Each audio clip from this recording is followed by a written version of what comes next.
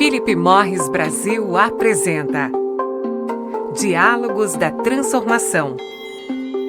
Oi, pessoal, nós estamos aqui hoje para conversar sobre o propósito da Philip Morris em construir um futuro sem fumaça. E para essa conversa, eu tenho a presença aqui de duas pessoas super bacanas, que é o Rafael Wortmann, diretor jurídico. Oi, Rafael, tudo bem? Olá, tudo bem? Obrigado, será um prazer. E também a Dérica Serra, que é gerente responsável por assuntos médicos. Tudo bem, Dérica? Tudo ótimo, Thaís. Legal. Vamos lá. Primeiro, eu queria entender um pouco do Rafael. Queria que você contasse um pouco para mim como você vê essa questão de uma empresa de tabaco parar de vender cigarro. O que isso significa? Acho que é um grande desafio que a Philip Morris tem, mas eu acho que a empresa, sendo a empresa líder de mercado, com toda a capacidade, não poderia ser diferente, ela não poderia deixar de ser a líder desse movimento.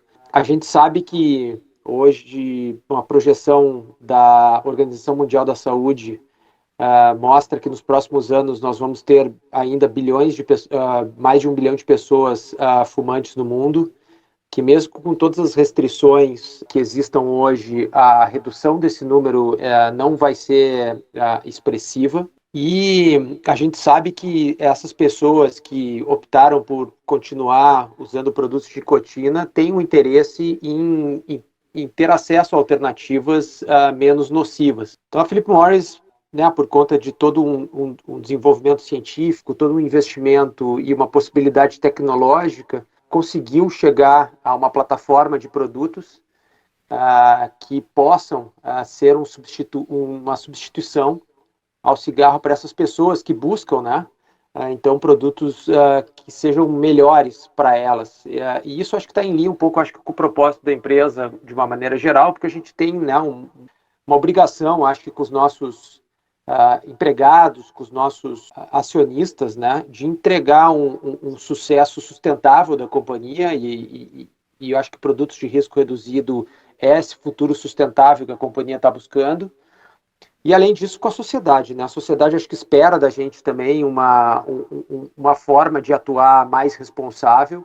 E essa plataforma de produtos, essa nova visão da companhia, acho que está também de acordo com a expectativa que a sociedade tem da gente. E, para chegar nesse objetivo, a gente traçou, por óbvio, várias metas bastante agressivas, temos trabalhado com bastante afinco nelas. E nossa principal meta hoje, quando a gente fala em futuro sem fumaça, é a gente conseguir chegar em 50% do nosso resultado até 2025 vindo de produtos que não sejam cigarro, né? Então acho que isso é algo público, né?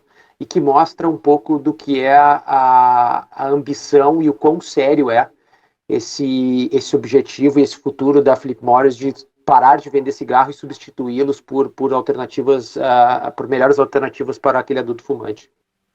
Legal, e nesse contexto que o Rafael comentou, existe um conceito importante que é o da redução de danos. Então, Dérica, como médica, você pode contar um pouco sobre a importância desse conceito da redução de danos nas discussões sobre tabagismo e como também a comunidade médica tem se engajado nessa questão?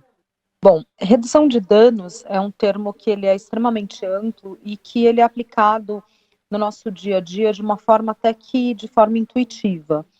A gente não percebe, mas todas as iniciativas que têm o objetivo de diminuir o impacto negativo ou das nossas ações, ou de atitudes que não sejam 100% seguras, a gente pode considerar isso como uma redução de danos. Então, se a gente for levar isso para exemplos, né, o dirigir é uma ação que tem risco, não existe como a gente entrar num carro e estar não correndo algum risco. Mas os automóveis, cada vez mais, eles vêm sendo equipados com cintos de segurança cada vez mais tecnológicos, com airbags em posições cada vez mais estratégicas, fazendo que, se num caso de acidente aconteça, né, caso algum acidente aconteça, que tanto o motorista quanto o passageiro possam sofrer o menor dano possível. E isso se aplica não só no nosso cotidiano, mas na nossa alimentação, em tudo, inclusive com o tabagismo. Então, quando a gente fala de redução de danos no tabagismo, a redução de danos no tabagismo nada mais é do que você prover para o adulto fumante uma alternativa que não é isenta de risco, mas que consegue reduzir a quantidade de substâncias que ele recebe ao estar consumindo o cigarro dele e trazer para ele uma alternativa menos tóxica do que o cigarro. Quando a gente fala em que forma que os médicos estão vendo isso, a gente pode dizer o seguinte: isso ainda para o médico é um conceito muito novo, né? Então, a gente tem pessoas que ainda não conseguem entender aonde que a redução de danos pode ser aplicada dentro do tabagismo, mas a gente tem muitos médicos que conseguem ter um olhar empático para o tabagista, entender que o tabagista ele precisa de uma alternativa, uma vez que ele já tenha tentado diversas vezes parar de fumar e não tenha conseguido, e que você provê para ele uma alternativa, nada mais é do que, de certa forma, um ato de ética médica, porque você está encorajando não só a cessação, mas trazendo para ele uma alternativa que seja de menor risco. Entendo, e eu entendo também que o desafio não é apenas de engajar a comunidade médica, afinal a gente tem vários stakeholders importantes nessa jornada, e entendo também que essa abordagem de redução de danos para se tornar uma realidade necessita de uma boa estratégia de engajamento. Rafael, como a companhia tem trabalhado para fazer esse engajamento, mas olhando também de forma mais ampla, como que a empresa tem trabalhado para fazer com que o futuro sem fumaça seja uma realidade no Brasil? O conceito de redução de danos do cigarro ainda é um assunto não tão difundido quando a gente, eu acho, que pensa na sociedade brasileira, mesmo porque a gente não tem hoje nenhum produto de risco reduzido aprovado ou legalmente sendo comercializado no Brasil, mas a gente vê que, de fato, há um crescimento do mercado ilegal, e isso é algo preocupante, principalmente, acho que, do ponto de vista de saúde pública.